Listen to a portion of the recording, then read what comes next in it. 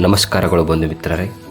ಹಿಂದಿನ ಒಂದು ಅಧ್ಯಯನದಲ್ಲಿ ನಾವು ಬಾಲ ಮನೋಹರ ರೂಪದಿಂದ ತನ್ನ ಪುಟ್ಟ ಕಾಲುಗಳಲ್ಲಿ ನೃತ್ಯ ಮಾಡುತ್ತಾ ಮನೋಹರವಾದ ದೃಶ್ಯವನ್ನು ಶ್ರೀ ರಾಘವೇಂದ್ರವರಿಗೆ ಕರುಣಿಸಿದ್ದು ನೋಡಿದೆವು. ಈ ಒಂದು ಮುಂದಿನ ಅಧ್ಯಯನದಲ್ಲಿ ನಾವು ಬೆಂಗಾಡಿನಲ್ಲಿ ನೀರೇ ಇರದ ಒಂದು ಪ್ರದೇಶದಲ್ಲಿ ಯಾವ ರೀತಿ ಗುರುಗಳು ಪವಾಡವನ್ನು ಮಾಡಿದರು ಎಂಬುದನ್ನು ತಿಳಿದುಕೊಳ್ಳೋಣ.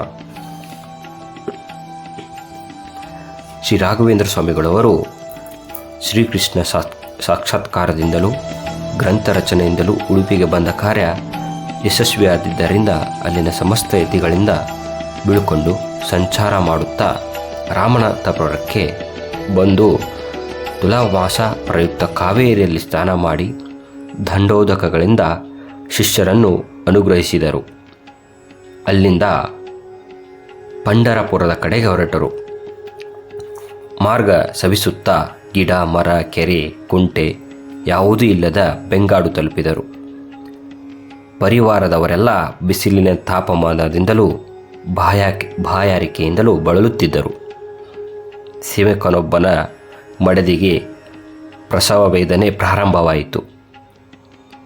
ನೀರು ನೆರಳು ಇಲ್ಲದ ಆ ಜಾಗದಲ್ಲಿ ಪ್ರಸವವಾದರೆ ಏನು ಗತಿ ಎಂದು ಎಲ್ಲರೂ ಹೌಹಾರಿದರು.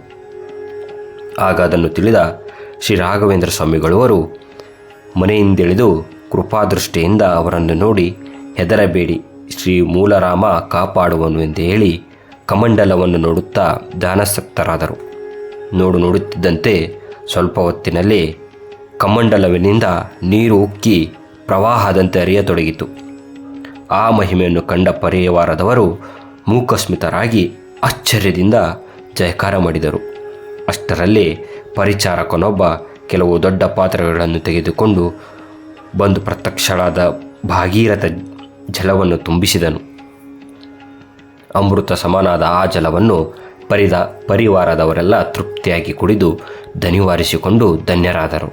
ಆಗ ಶ್ರೀ ರಾಘವೇಂದ್ರ ಸ್ವಾಮಿಗಳವರು ತಾವು ಹೊದ್ದುಕೊಂಡಿದ್ದ ಶಾಟಿಯನ್ನು ಆಕಾಶದತ್ತ ಚಿಮ್ಮಿದರು. ಆಶ್ಚರ್ಯವೆಂದರೆ ಯಾವ ಆಧಾರವಿಲ್ಲದೆ ಅದು ಆಕಾಶದಲ್ಲಿ ಛತ್ರಿಯಂತೆ ವ್ಯಾಪಕವಾಗಿ ಪ್ರಸವೇದನೆಯ ಮಹಿಳೆಯ ಇದ್ದ ಗಾಡಿಯ ನೆರಳ ಮೇಲೆ ಕೂಡುತ್ತಾ ನಿಂತಿತು. ಆಗ ಶ್ರೀ ರಾಘವೇಂದ್ರ ಸ್ವಾಮಿಗಳವರ ಅಪ್ಪನೆಯಂತೆ ಕೆಲವು ಸ್ತ್ರೀಯರು ಪ್ರಸವವಾಗಲು ಸಹಾಯಕ್ಕೆ ಬಿಟ್ಟು ಎಲ್ಲರೂ ದೂರ ಸರಿದರು. ದೂರದಲ್ಲಿದ್ದ ಮನೆಯಲ್ಲಿ ಶ್ರೀಗಳವರು ಕುಳಿತರು. ಸೇವಕನಿಗೆ ಪುತ್ರನು ಜನಿಸಿದ ವಿಷಯವನ್ನು ತಿಳಿದ ಗುರುಗಳು ಸಮಾಧಾನ ತಾಳಿ ಶ್ರೀಹರಿಯು ಮಗು ಭಾನಂತಿಗೆ ಮಂಗಳವನ್ನು ಕರುಣಿಸಲಿ ಎಂದು ಆಶೀರ್ವದಿಸಿದರು. ಮಠದ ಸಿಬ್ಬಂದಿಯವರು ಅನಾಥರಕ್ಷಕರಾದ ಗುರು ಸಾರ್ವಭೌಮ ಶ್ರೀ ರಾಘವೇಂದ್ರ ಸ್ವಾಮಿಗಳವರಿಗೆ ಜಯವಾಗಲಿ ಎಂದು ಸಂಭ್ರಮದಿಂದ ಹರ್ಷಧ್ವನಿಯನ್ನು ಮಾಡಿದರು.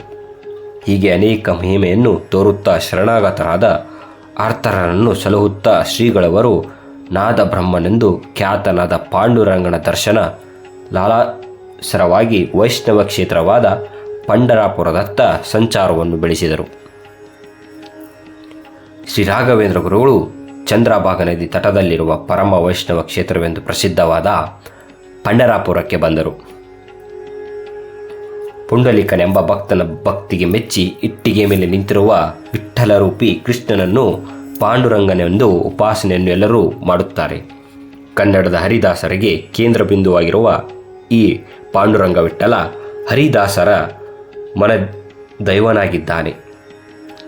ವ್ಯಾಸದಾಸ ಪಂಥಗಳ ಹರಿಕಾರರಾದ ಮಹಾಮಹಿಮರಾದ ಶ್ರೀ ರಾಘವೇಂದ್ರ ಗುರುಗಳು ಬರುವ ವಿಚಾರ ತಿಳಿದ ಅಲ್ಲಿನ ಭಕ್ತರು ಬಹುಗೌರವದಿಂದ ಸ್ವಾಗತಿಸಿದರು. ಶ್ರೀಗಳವರ ಚಂದ್ರಭಾಗೆಯಲ್ಲಿ ಸ್ನಾನ ಮಾಡಿ ಐಹಿಕ ಮುಗಿಸಿ ದೇವರ ಗುಡಿಗೆ ಆಗಮಿಸಿದರು. ಅಲ್ಲಿನ ಧರ್ಮಕರ್ತರು ಶ್ರೀಗಳವರನ್ನು ಪೂರ್ಣ ಕುಂಭಾದಿಗಳಿಂದ ಸ್ವಾಗತಿಸಿ ದರ್ಶನಕ್ಕೆ ಕರೆದೊಯ್ದರು. ಶ್ರೀ ರಾಘವೇಂದ್ರ ಗುರುಗಳು ನಡುವಿನ ಮೇಲೆ ಕೈ ಇಟ್ಟು ನಿಂತಿರುವ ಪಾಂಡುರಂಗನ ಭಂಗಿ ನಯನ ಮನೋಹರವಾಗಿತ್ತು.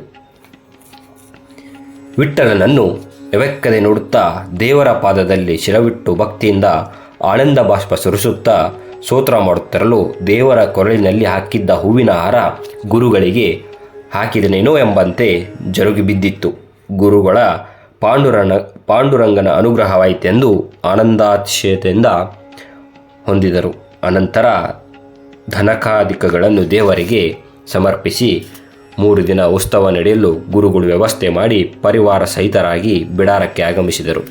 ಮಧ್ಯಾಹ್ನ ಪೂಜಾ ಭಿಕ್ಷಾ ಸ್ವೀಕಾರದ ನಂತರ ಗುಡಿಗೆ ಬಂದು ವಿಠ್ಠಲನ ಎದುರು ಕುಳಿತು ಧ್ಯಾನಸಕ್ತರಾಗಿ ಮೈಮರೆತರು. ಆಗ ಯಾರೂ ವೀಣೆ ನುಡಿಸುತ್ತಿರುವ ಶಬ್ದ ಕೇಳಿ ಬರಲು ಕಣ್ತೆರೆದು ನೋಡಲು ಯಾರೂ ಕಾಣಲಿಲ್ಲ. ಎಡಭಾಗದ ಕಂಬದಿಂದ ವೀಣಾ ಜಂಕಾರ ಮಾತ್ರ ಕೇಳುತ್ತಿದೆ. ಹಾಗೆ ಕಂಬವನ್ನು ದಿಟ್ಟಿಸುತ್ತಿರಲು ಒಂದು ಅದ್ಭುತ ದೃಶ್ಯ ಕಣ್ಣಿಗೆ ಬಿತ್ತು.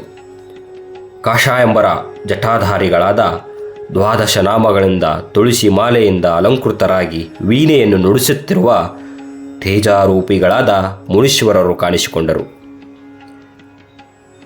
ಗುರುಗಳು ಅರಳಿದ ಕಣ್ಣುಗಳಿಂದ ಆ ಪಾವನ ಮೂರ್ತಿಯನ್ನು ಕಂಡು ಪುಳಕಿತರಾದರೂ ಸ್ವರೂಪೋದ್ಧಕರಾದ ನಾರದರೇ ದರ್ಶನವಿತ್ತರೆಂದು ಭಕ್ತಿಯಿಂದ ನಮಸ್ಕರಿಸಿದರು.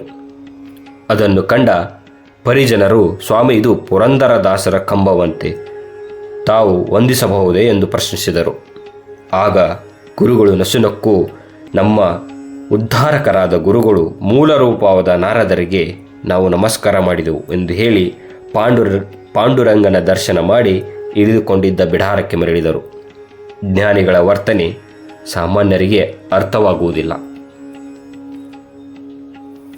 ಹೀಗೆ ಶ್ರೀ ರಾಘವೇಂದ್ರ ಸ್ವಾಮಿಗಳು ಕೊಲ್ಲಾಪುರಕ್ಕೆ ದಿಗ್ವಿಜಯ ಮಾಡಿಸಿದಾಗ ಬಹುಸಂಖ್ಯೆಯಲ್ಲಿ ಧಾರ್ಮಿಕರು, ಶಿಷ್ಯರು ಅಭೂತಪೂರ್ವವಾಗಿ ಸ್ವಾಗತಿಸಿ ಒಂದು ವಿಸ್ತಾರವಾದ ಮಹಲಿನಲ್ಲಿ ಬಿಡಾರ ಮಾಡಿಸಿದರು. ಈ ಸ್ವಾಗತ ಸಮಿತಿಯ ಕೇಂದ್ರ ಶಕ್ತಿ ದೊಡ್ಡ ರಾಜಕಾರಣಿಯಾದ ವೈಷ್ಣವ ಗುರುಭಕ್ತ ನಾರೋಪಂತ ಹನುಮಂತನಾಗಿದ್ದನು. ವಿಜಯನಗರದ ಪತನವಾದ ಮೇಲೆ ಬಹುಮನಿ ಸುಲ್ತಾನರು ಒಂದು ಕಡೆ, ಡೆಲ್ಲಿ ಸುಲ್ತಾನರು ಇನ್ನೊಂದು ಕಡೆ ಹಿಂದೂಗಳ ಮೇಲೆ ದಬ್ಬಾಳಿಕೆ ನಡೆಸುತ್ತಾ ನಮ್ಮ ಸಂಸ್ಕೃತಿಗಳನ್ನು ಮತ್ತು ನಮ್ಮ ದೇವಾಲಯಗಳನ್ನು ನಾಶ ಮಾಡುವುದಕ್ಕೆ ಪ್ರಾರಂಭಿಸಿದರು. ಆ ಸಮಯದಲ್ಲಿ ನಮ್ಮ ಜನಗಳ ಕಷ್ಟಗಳಿಗೆ ಊರುಗೋಲಾಗಿ ನಿಂತು ಧರ್ಮ ರಕ್ಷಣೆಯಲ್ಲಿ ಕಟಿಬದ್ಧನಾಗಿ ನಿಂತ ವೀರಪುರುಷ ಶಿವಾಜಿ ಮಹಾರಾಜ್. ಅವನು ಸ್ವಾಭಾವಿಕವಾಗಿ ಹಿಂದೂ ಸಂಸ್ಕೃತಿಯ ಕಟ್ಟಾಭಿಮಾನಿಯಾಗಿದ್ದು ಶೌರ್ಯ ಪರಾಕ್ರಮಗಳಿಂದ ಜನಾನುರಿಯಾಗಿದ್ದನು. ಆತನಿಗೆ ಅಂತಃಪ್ರೇರಣರಾಗಿದ್ದವರು ಮಾಧ್ವವರಾದ ನಾರುಪಂತರು, ವಿದ್ಯಾವಂತರು, ರಾಜತಂತ್ರ ಮಸ್ತದಿಗಳಿಗೂ ಧೈರ್ಯಾದಿ ಸದ್ಗುಣಿಗಳು, ಕುಶಾಗ್ರಿಮತಿಗಳು ಆಗಿದ್ದರು. ಅವರು ಶಿವಾಜಿಗೆ ಬಲಗೈಯಂತಿದ್ದು ಹಿಂದೂ ರಾಜ್ಯ ಸ್ಥಾಪನೆಗೆ ಸುಭದ್ರ ಬುನಾದಿಯಾಗಿದ್ದರು. ಅವರು ಶಿವಾಜಿಯ ಮೂಲಕ ಹಿಂದೂಗಳ ಬಿಸಿ ರಕ್ತದ ರುಚಿ ಮುಟ್ಟಿಸಿ ಬಹುಮನಿ ಸುಲ್ತಾನರಿಗೂ ಡೆಲ್ಲಿ ಸುಲ್ತಾನರಿಗೂ ಚಳ್ಳೆಯನ್ನು ತಿನ್ನಿಸಿ ಅನೇಕ ಕೋಟೆ ಕೊತ್ತಲಗಳನ್ನು ವಶಪಡಿಸಿಕೊಂಡು ಪೌರಾಷದಿಂದ ಮೆರೆದಿದ್ದರು. ಮತ್ತು ಯಮನರಿಗೆ ಶಿವಾಜಿ ಎಂದರೆ ಸಿಂಹ ಸ್ವಪ್ನವಾಗಿದ್ದರು. ಕೊಲ್ಲಾಪುರ ಕ್ಷೇತ್ರವು ಶಿವಾಜಿಯ ಕಾರ್ಯಕ್ಷೇತ್ರದ ಕೇಂದ್ರಬಿಂದುವಾಗಿತ್ತು. ಶ್ರೀ ರಾಘವೇಂದ್ರ ಸ್ವಾಮಿಗಳು ಇಂತಹ ಧರ್ಮ ಜಾಗೃತಿಯ ಕೊಲ್ಲಾಪುರದಲ್ಲಿ ಚಾತುರ್ಮಾಸ ವ್ರತ ದೀಕ್ಷೆಯನ್ನು ಕೈಗೊಂಡರು. ಪ್ರತಿದಿನ ಶ್ರೀ ಮಹಾಲಕ್ಷ್ಮಿಯ ದರ್ಶನ, ಸಮೀಚೀನ ತತ್ವಗಳ ಪಾಠ ಪ್ರವಚನ, ಶ್ರೀ ಮೂಲರಾಮರ ಪೂಜೆ, ಗುರು ಉಪದೇಶ, ಪಂಡಿತರಿಂದ ಪ್ರವಚನಗಳು ನಡೆದು ಸಹಸ್ರಾರು ಭಕ್ತರು ಧನ್ಯತೆಯನ್ನು ಹೊಂದತೊಡಗಿದರು.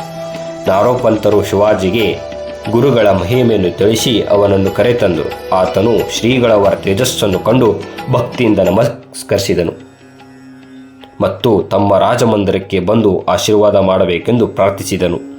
ಶ್ರೀಗಳವರು ಮಿತ ಪರಿವಾರದೊಡನೆ ಅರಮನೆಗೆ ಹೋಗಿ ಶಿವಾಜಿಯ ಪರಿವಾರದಿಂದ ಪಾದಪೂಜೆ ಸ್ವೀಕರಿಸಿದರು. ಆಗ ಶ್ರೀ ರಾಘವೇಂದ್ರ ಸ್ವಾಮಿಗಳು, ನಾವು ಧರ್ಮವನ್ನು ರಕ್ಷಿಸಿದರೆ ಅದು ನಮ್ಮನ್ನು ರಕ್ಷಿಸುವುದು.